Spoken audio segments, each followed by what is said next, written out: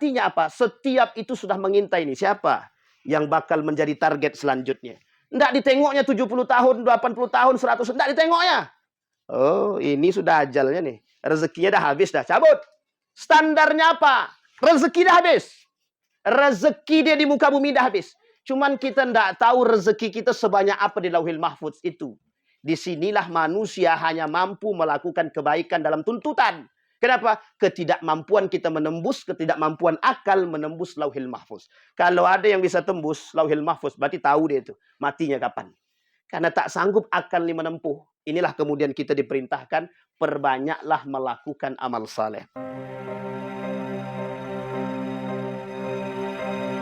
Allahumma salli wa sallim wa barik ala hadha an-nabiyil karim. Allahumma salli ala Muhammad wa ala ali Muhammad fil alamin innaka Hamidum Majid.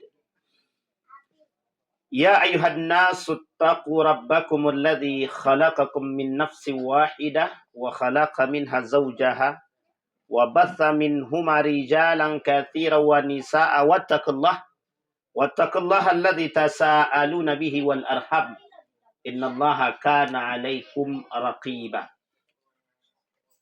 Puji syukur kehadirat Allah dengan mengucapkan alhamdulillahirabbil alamin, berselawat kepada Nabi dengan mengucapkan Allahumma salli ala Muhammad wa ala ali Muhammad fil alamin innaka Hamidum Majid. Bapak Ibu sekalian yang berbahagia, ayat yang sangat populer yang kita dengar bersama, kullu nafsin dha'iqatul maut. Mati adalah hal yang pasti. Dalam persoalan kematian ini, seorang penyanyi unggul yang juga cukup dikenal namanya, dalam lagunya dia kata, tak bisa kita nak lari kemanapun daripada kematian. Menunjukkan betapa hebatnya kematian itu, yang siapapun yang memiliki kehebatan untuk menghilang apapun kekuatannya, dia tetap akan mati. Yang tak pernah bisa. Seorang profesor dari Amerika mencoba ingin menciptakan satu ilmu, satu aplikasi yang bisa membuat manusia abadi. Sampai hari ini belum ada keberhasilan untuk menandingi kekuasaan Allah Subhanahu wa ta'ala. Bayangkan ketika Allah berkata, la yastakhiruna sa'ah wa la yastaqdimun. Tidak bisa dimajukan dan tak bisa dimundurkan. Karena ukurannya detik. Tak ukurannya menit, tapi detik. Apalagi kalau kita berpikir tentang jam, hari. Tapi keterlenaan manusia, innan nasa ghafiluna 'anil mauti. Manusia itu dilalaikan daripada kematian. Yang membuat manusia lalai dari kematian itu satu saja. Ni'matul hayatid dunia. Kenikmatan kehidupan dunia. Sehingga bagi mereka hari ini, ada orang-orang yang berpikir, ntar aja berpikir, mati itu. Iya kalau Allah matikan. Dan belum tentu Allah matikan. Bisa jadi tak Allah matikan. Ini bahasa orang-orang yang tak beriman. Karena mereka tak punya standar untuk ke depan bagaimana mempersiapkan diri. Tak. Bagi dia biasa saja. Dulu orang dengan kematian ini takut. Karena dia tak tahu apa yang nak dia bawa. Tapi sekarang tak, orang tantang. Manusia hari ini dia tantang, datang kiamat tu dia tantang. Datang kematian dia tantang. Mana mati tan? Ambil lah. Mana Tuhan? Ni cabut nyawaku ni. Kata dia. Kenapa? Mereka banyak yang tertipu. Ya ghurru. Mereka tertipu. Au yugharru bihid dunia. Mereka tertipu dengan nikmatnya dunia. Kata Allah, kematian itu tidak bisa dimajukan, tidak bisa dimundurkan. Dalam surat Luqman itu adalah kata, innallaha 'indahu 'ilmus sa'ah wa yunazzilul ghaitha wa ya'lamu ma fil arham. Masalah yang gaib itu urusan Allah. Masalah hujan, masalah apapun itu urusan Allah. Tapi kalimat selanjutnya Allah kata, wa ma tadri nafsum madza taksibu gadan. Manusia tidak tahu apa yang besok dia mau nak buat. Dia manusia punya perencanaan yang besar. Kata dia, besok aku nak pergi ke sini. Tapi qadarullah, Allah kata dia mati dia. Wa ma tadri nafsum bi ayyi ardin tamut. Manusia, kalian tak tahu matinya di mana tu, tak tahu, kata dia. Nanti kita lihat. Ada 7 nasihat setidaknya untuk kita dalam kematian itu. Maka kita tak tahu. Bahkan di dalam Al-Quran, Allah bilang begini. Kata Allah dalam Al-Quran, amat tanasnataini wa ahyai tanasnatain. Kami matikan kalian 2 kali, kami hidupkan 2 kali. Bukan kami hidupkan 2 kali, kami matikan 2 kali. Bukan. Kami matikan 2 kali, kami hidupkan 2 kali. Amat tanasnataini wa ahyai tanasnatain. Bayangkan dalam setiap kehidupan punya pertanggungjawaban. Dimatikan pertama, kemudian dihidupkan. Dapat pertanggungjawaban. Ketika manusia di dalam rahim, belum ada satu pun yang bisa dia perbuat. Lahir ke muka bumi, kemudian dikeluarkan, dihidupkan oleh Allah, ditiupkan. Dalam diri dia ditiupkan roh. 40 hari ditiupkan roh. Setelah ditiupkan roh, apa yang nak dibuat? Dia tak bisa buat apa-apa. Ketika dia keluar, dia punya janji dengan Tuhan, dengan Allah dia janji. Apa janjinya? Saksi. Bahwa kami bersaksi bahwa Tuhan adalah Allah. Allah adalah Tuhan kami. Itu saksi. Keluar dia, tak ada kehidupan kecuali apa yang dia perbuat. Dia tak bisa berbuat apa-apa sampai pada masanya dia berbuat. Maka kemudian setelah dia mampu berbuat, ketika Allah hendak matikan, baik kecil, tua, muda dan lain sebagainya, Allah cabut seketika. Ada yang mati ketika dalam kandungan. Ada yang mati ketika sudah keluar. Ada yang mati dalam satu hitungan bulan. Ada yang mati masih dalam keadaan bayi dan lain sebagainya. Ada yang mati bahkan sampai 100 tahun. Pertanyaannya adalah, siapa yang tahu rahasia kematian? Tidak ada. Cuma para ulama pernah menuliskan, Allah selalu memberikan kabar ini, Allah selalu memberikan bentuk, Allah selalu memberikan kata Nabi dalam hadisnya, ada hal-hal yang selama 40 hari kematian itu akan datang. Sebelum datang kematian, sebelum 40 hari itu ada tanda-tanda yang diberikan. Liman lil mu'minina alladzina yadzakkarun. Bagi orang beriman yang berfikir. Tapi sampaikah? Tidak sampai. Tahukah? Tidak tahu. Kalau ada yang tahu kematian dia, maka tingkat keimanan tinggi. Dan dia tidak mungkin menolak kematian. Itu tidak mungkin. Pernah satu cerita, tapi kita anggap cerita ini sebagai motivasi saja. Ali bin Abi Thalib bukan tidak tahu bahwa dia besok akan dimatikan oleh Allah. Tapi dia tak pernah minta untuk menolak kematian tersebut. Karena dia tahu keyakinan dia kepada Allah. Ini bukti keimanan. Bahkan para ulama mengatakan sahabat-sahabat itu berdoa, ya Allah, dalam keadaan sekarang matikan kami. Agar kami bisa bertemu dengan engkau. Yauma liqa'a rabbi. Ini harapannya orang beriman. Maka kematian bisa menjadi 2 hal. Satu positif, satu negatif. Kematian bisa menjadi sesuatu yang dinanti bagi orang yang betul-betul beriman. Yang betul-betul merindukan Allah. Tapi kematian bisa menjadi satu hal yang menakutkan bagi siapa? Bagi mereka yang tidak memiliki iman. Sehingga bagi mereka yang tidak memiliki iman, kematian itu menjadi nasihat. Maka disebutkan dalam hadis Nabi, "Aktsiru min dzikri hadzal ladzat, hadzihil ladzat." Ingatlah banyak-banyak tentang kenikmatan ini. Disebutkan oleh para ulama, apa yang disebut dengan kenikmatan tersebut? Ya'ni al-maut, kematian. Kemudian kematian kata para ulama, kematian itu nasihat. Makanya kenapa kalau kita ziarah kubur, yang pertama kali bukan persoalan yasinnya. Bukan persoalan baca Qur'annya. Bukan persoalan doanya. Yang pertama sekali orang datang ke kubur itu, satu saja.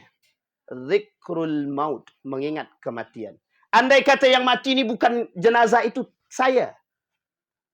Ista'addu am lam yasta'id. Mereka bersiap atau tak siap? Sudahkah kita siap dengan melihat liang lahat itu? Yang besarnya tak seberapa. Bayangkan. Ketika dimasukkan dalam tersebut, ketika Allah berkehendak, ternyata dia belum mati. Betapa tersiksanya dia. Na'udzubillah, thumma na'udzubillah. Ini kematian. Maka kematian ini kata para ulama, harus diperbanyak untuk mengingat. Agar manusia jauh daripada kemaksiatan. Tapi ada orang yang melakukan kemaksiatan, dia justru meremehkan kematian. Dia tak takut, bahkan ditantang itu kematian. La yu'minun. Mereka tak beriman. Mereka orang-orang yang tidak beriman. Bapak Ibu sekalian yang berbahagia, maka posisi kematian di dalam Pemahaman para ulama adalah nasihat tertinggi bagi orang beriman. Kalau orang beriman tidak menjadikan kematian sebagai nasihat, tidak ada lagi yang bisa memberikan nasihat kepada dia. Karena kematian adalah nasihat tertinggi. Orang terbaring, terbujur, tak bisa berbuat apa-apa. Tak ada manusia yang bisa mengambil pelajaran. Kalau ada manusia yang tidak bisa mengambil pelajaran dari kematian atau jasad yang terbujur, disinilah poin pentingnya. Maka mereka dikatakan orang-orang yang tidak beriman. Bapak Ibu sekalian yang berbahagia, di dalam diri kita nih, itu terdapat dua hal. Yang tidak akan ada yang ketiga. Cuman dua hal ini saja. Tak ada yang ketiga. Yang pertama, kebaikan. Yang kedua, keburukan. Tidak ada lagi yang ketiga, tidak ada. Tidak ada yang abu-abu itu tidak ada. Semuanya cuma dua. Kalau tak baik, buruk. Pilihan di akhir juga begitu. Kalau tidak surga, ya neraka. Tidak ada lain. Kitabnya pun begitu. Allah kasih kitabnya. Kalau tidak yang baik dalam catatan amal baik, ya catatan buruk. Tidak ada catatan syubhat di situ. Catatan yang tengah-tengah. Oh, kadang dia ini. Tidak ada. Catatan yang wasatiyah. Netral. Catatan modern. Tidak ada. Kalau tidak baik, buruk dia. Kalau tidak baik, buruk. Kalau tidak halal, haram. Kalau tidak mati, hidup. Itu saja pilihan. Tak ada lain. Maka di sini poinnya. Bagi kita. Dalam diri kita cuma terdapat dua hal. Yang dua-dua itu tergantung pada tingkat keimanan. Yang pertama, ketakwaan. Yang kedua, kemaksiatan. Kuat yang mana? Maksiatnya ke imannya. Kalau kuat imannya, maka hati kecil dia selalu berbicara. Yang akan selalu menjadi penasehat bagi dia. Yang kemudian disandarkan kepada kematian. Kata hati kecil, hei Ridwan. Kalau kau nak bermaksiat, ingat mati. Saat kau bermaksiat, Allah matikan. Ini yang kemudian menjadi penasehat bagi kita. Yang kedua, ketika kemaksiatan dan keburukan. Dua ini saja bisikannya yang selalu memberikan bisikan kepada manusia terhadap terhadap kemaksiatan dan keburukan adalah syaitan. Syaitan itu kadang jadi kawan, kadang jadi lawan. Tapi kedua-duanya baik jadi kawan maupun jadi lawan, kedua-duanya ngantarkan kepada yang tak baik. Selalu begitu. Kata syaitan, curi aja lah, kau lagi butuh nih sekarang. Tiba-tiba Allah matikan ketika kita dalam keadaan mencuri. Apa yang nak kita kata? Apa yang nak kita pertanggungjawabkan kepada Allah? Maka, kata para ulama, setidaknya ada 7 nasihat yang harus diingat bagi setiap orang beriman terhadap kematian itu. Yang pertama, kata para ulama, adalah mengingat kematian adalah hal yang ibadah yang sangat dianjurkan. Kala Nabi SAW, akthiru dzikra hadzal lazzat. Hazimal lazzat. Apa itu hazimal lazzat? Yang disebut oleh para ulama, ya'ni al-maut. Perbanyaklah mengingat kematian. Setiap orang yang datang ke tempat yang meninggal, mesti yang ditanya, tak ada tanda-tandanya. Adakah yang ditinggalkan dia? Sebelum dia mati, apa yang dia lakukan? Setiap orang selalu berpikir, oh mungkin begini, mungkin begitu. Setiap orang selalu bertanya, oh dia ternyata sudah beri isyarat. Apakah kita sampai? Apakah kita sadar? Tak sadar. Karena inilah kunci bahwa kematian adalah urusan Allah. Banyak orang yang sudah mempersiapkan kematian, tapi Allah tak matikan. Banyak orang yang tidak mempersiapkan kematian, tiba-tiba Allah matikan.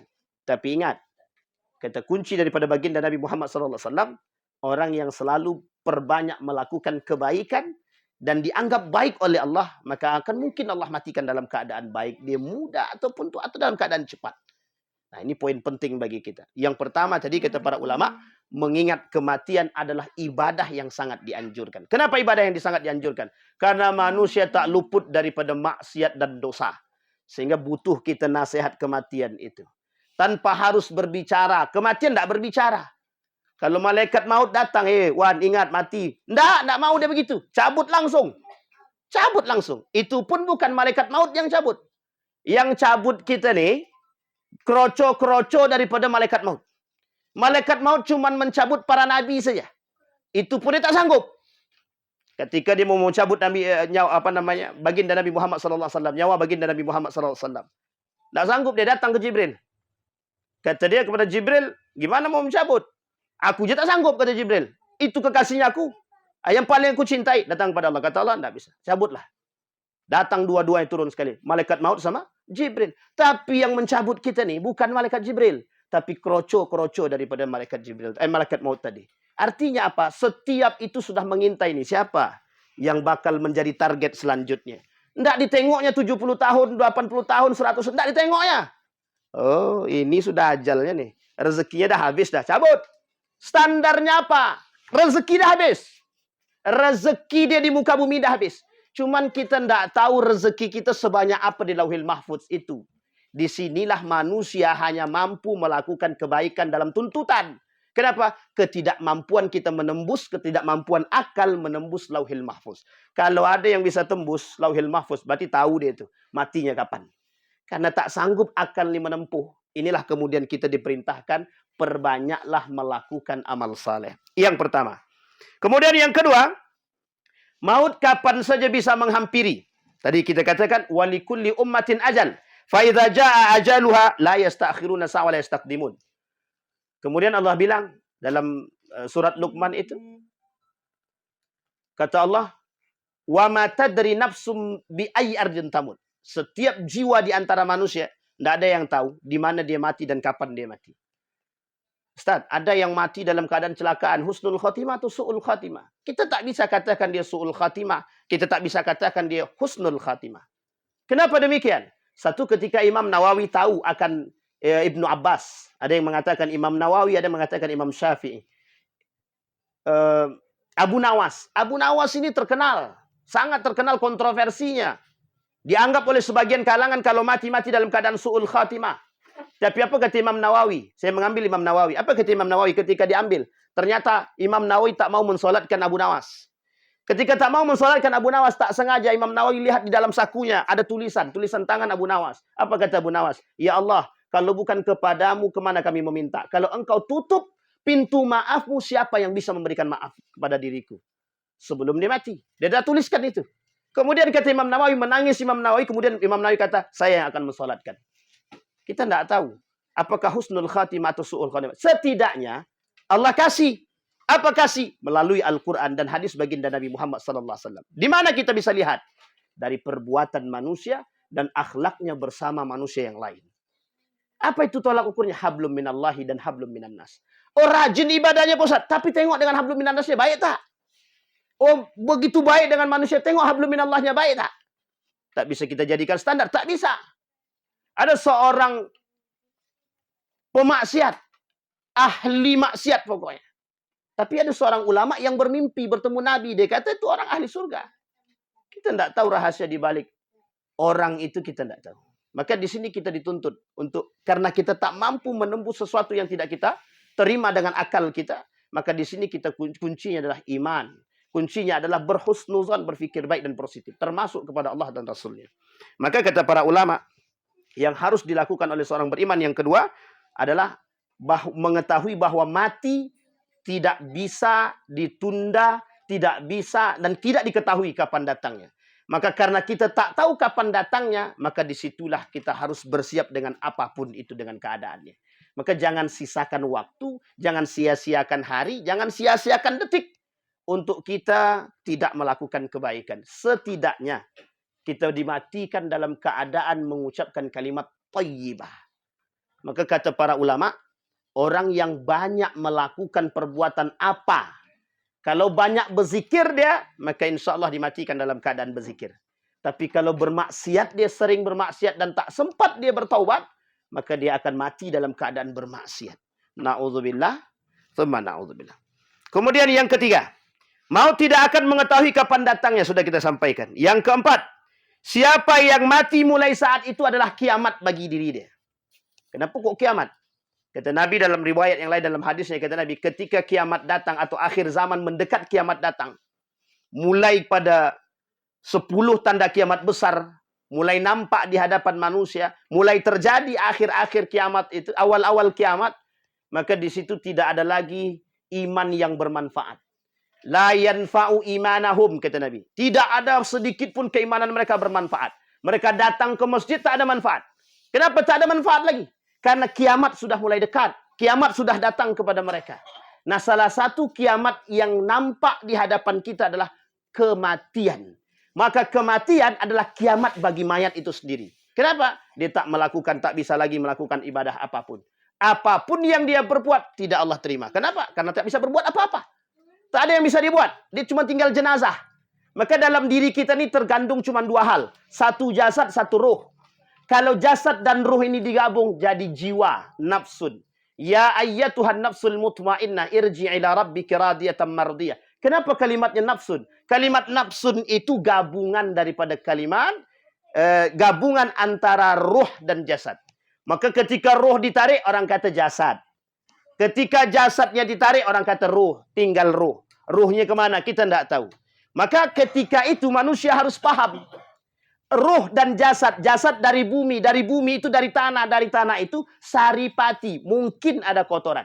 Sangat ada kemungkinan campur dengan kotoran. Ruh datang dari Allah. Yas'alunaka 'anir ruh qul ruh min amri rabbi. Datang dari Allah dalam bentuk kesucian. Bergabunglah antara yang suci dan yang tak suci. Ini yang kemudian terjadi dalam diri kita. Maka ada kebaikan, ada keburukan. Pandai-pandailah akal manusia yang didorong atau ditopang oleh iman sehingga bisa menempuh jalan yang lebih baik. Itu yang keempat. Kemudian yang kelima, dengan mengingat mati melapangkan dada, menambah ketinggian frekuensi ibadah. Kata Nabi dalam hadis yang lain, kata Nabi, wala dzikruhu fi sa'atin illa dayyaqahu. Kalau ada manusia orang beriman, mengaku beriman kepada Allah, ketika dia mengingat kematian, mesti lapang dia dada dia nih.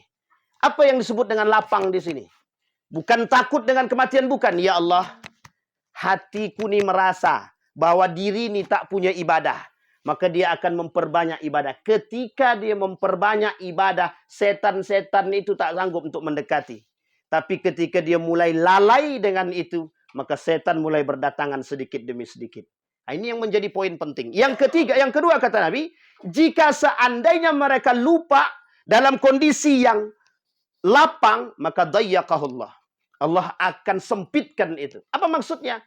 Maksudnya adalah ketika manusia dalam melaksanakan ibadah, nikmat dengan ibadah, Allah akan perbanyak waktu dia untuk melakukan ibadah. Tapi ketika satu perbuatan kemaksiatan dalam kelapangan ibadah yang Allah berikan, dia lakukan kemaksiatan, maka di situ akan semakin banyak kemaksiatan-kemaksiatan lain yang akan masuk satu persatu, sedikit demi sedikit. Sehingga Allah sempitkan bagi dia satu kewajiban bagi dia. Ibarat kata, ada gelas kosong. Ketika gelas kosong ini kita isi dengan batu yang besar. Kita isi dengan pasir yang kecil. Maka batu yang besar tak bisa kita isi. Tapi kalau gelas yang gelas ini kita isi dengan batu terlebih dahulu yang besar, maka kita bisa masukkan kerikil pasir-pasir yang kecil. Artinya apa? Ketika hati manusia dipenuhi dengan kewajiban, maka yang lain itu bisa mengikuti. Tapi kalau yang tidak bermanfaat diisi terlebih dahulu, yang tidak mendekatkan diri kepada Allah, kemaksiatan, maka yang wajib-wajib ini tak bisa masuk lagi. Inilah yang disebut dengan dayyaqahullahu fi qalbihi. Allah sempitkan hati dia. Yang kelima.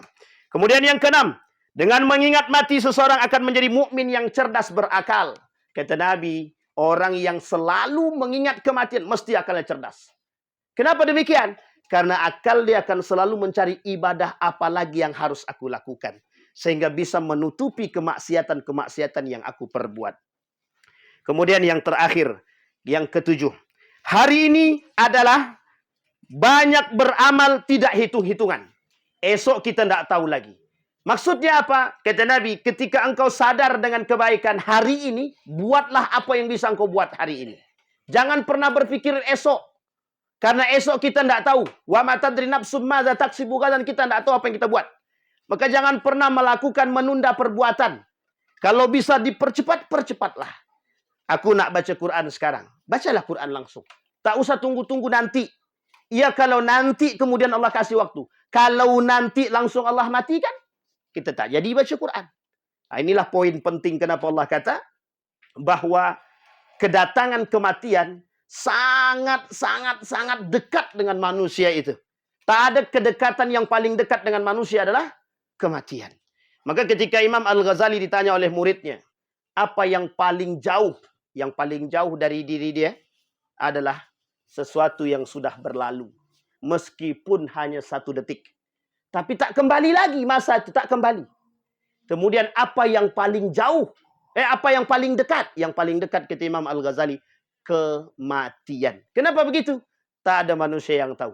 Bisa jadi detik ini, bisa jadi besok, bisa jadi nanti malam, bisa jadi sedang baca Quran, bisa jadi sedang baca Yasin, dan lain sebagainya. Maka Bapak Ibu sekalian yang berbahagia, mengapa ketika ada kematian itu, kita disuruh bertakziah? Nabi kata dalam hadis dia, orang yang datang dalam takziah itu sesuatu yang sangat-sangat baik. Satu sisi, kewajiban orang beriman. Apa kata Nabi? Hakul muslim alal muslim. Sittun. Haknya seorang muslim terhadap muslim lain ada 6. Satu di antaranya ketika kita bertakziah atau mengantarkan mayit. Tujuannya apa? Mengapa kita datang, kita melihat kematian? Biar kita berpikir, setiap orang punya amal ibadah masing-masing. Pada kematian sebelumnya kita lihat, oh, kok tidak banyak yang datang mengunjungi. 1. Mungkin akal kita akan berpikir lain. Besoknya kita datang kematian pada jenazah yang lain. Wih, kok ramai kali. Berpikir lagi kita. Oh, ini mungkinkah dia orang soleh? Mungkinkah dia orang terkenal? Mungkinkah ini dan itu dan lain sebagainya. Kemudian ada kematian yang lain. Kita tanya, orangnya tidak, tapi kok baunya harum sekali. Kadang-kadang ada orang mencium bau harum yang tak tahu dari mana asal. Kemudian berpikir dia, begitu harumnya jenazah nih. Padahal belum tentu. Bisa jadi dari parfum saudara. Tapi bisa jadi dari itu. Itu ketentuan Allah. Yang kita tidak tahu. Bisa jadi ada orang-orang yang mohon maaf.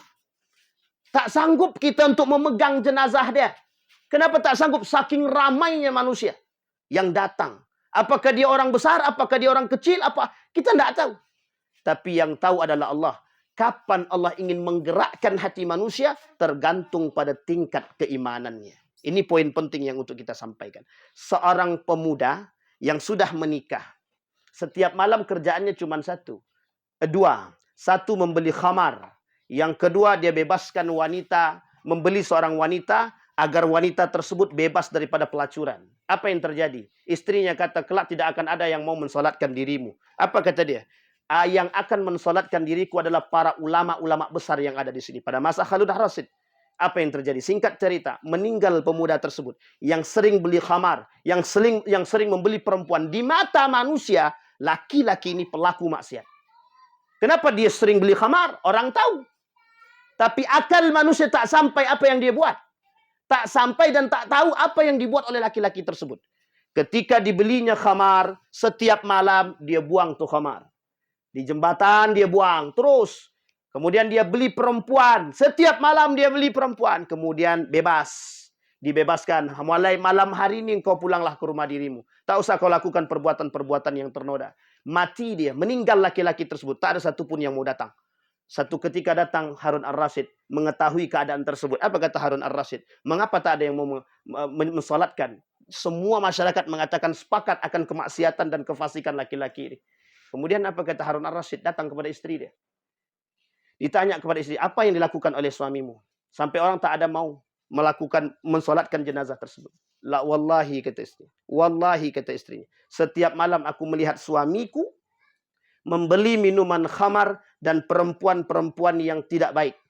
Tapi bukan untuk dia pakai dan bukan untuk dia cicipi. Tapi dia buang. Kemudian perempuan dia bebaskan. Setiap malam. Sampai aku berkata kepada suamiku, kelak tidak akan ada yang mau mensolatkan dirimu. Apa kata dia? Kelak akan banyak para ulama yang mensolatkan diriku. Seketika itu Harun Ar-Rasyid panggil semua pemuka tokoh-tokoh agama dan para ulama ketika itu. Untuk mensolatkan satu jenazah tersebut. Kita tidak tahu di balik cerita, kita tidak tahu. Imam Al-Ghazali memberikan rahasia kepada kita. Selalulah berfikir baik kepada Allah dan Rasulnya. Dan berfikir baiklah kepada manusia. Karena kematian bukan urusan manusia. Tapi itu adalah urusan Allah. Ketidakmampuan kita mengetahui sesuatu yang tersirat di balik hati setiap manusia. Ini yang menjadi persoalan bagi kita. Andai kata. Ini kalimat pengunci sebelum kita tutup. Andai kata, kata Nabi. Kata para ulama.